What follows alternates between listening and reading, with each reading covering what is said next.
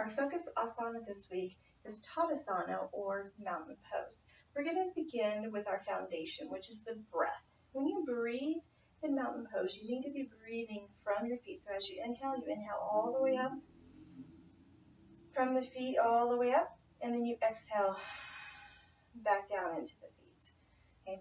That'll give you a good solid foundation. Mountain pose is meant to solidly ground you. You're standing as a mountain. You need to think of yourself that way when you're in this pose. The next place we're going to go to is our base, which is our feet. Our feet are going to be hips distance apart. Okay? And your hips distance is your fist between your 2 feet. Next thing we're going to do is we're going to lift our toes. We're going to rock back gently just a little bit on our heels. We're going to lift our toes, spreading them out and then laying them down. Then we're going to roll the pressure towards the big toe of the ball of the big toe of our feet. Okay, this hits what's called a marma point. Think of it as a pressure point. Okay, it feels really good. It'll really get the energy activated and running up your legs. The next place we're going to come to is you're going to rock just a little bit forward onto the ball of your foot, and you're going to pull your heels out ever so slightly. Okay, so you're basically standing pigeon-toed. Now, it doesn't look like I'm standing pigeon-toed. So if we were to look at you, it wouldn't look that way, but you can feel it. You can feel it in your knees. Okay, you can feel the pressure all the way up.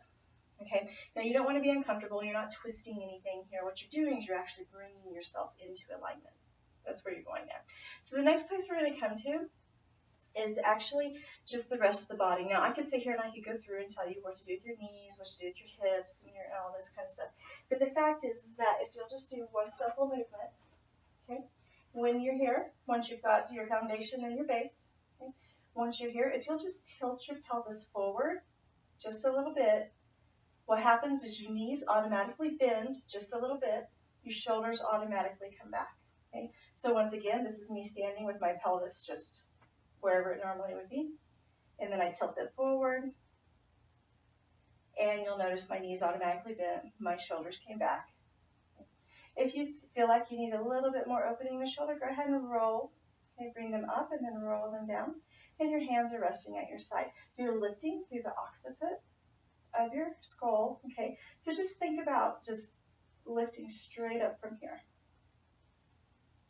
Again, you're breathing all the way down into your feet. You're breathing, inhaling all the way up again. If you would like to, you can think of yourself inhaling all the way from the earth and then exhaling back into the earth. Again, think of yourself as a mountain. Go there in your thoughts, and you'll be able to get this pose no problems. Namaste.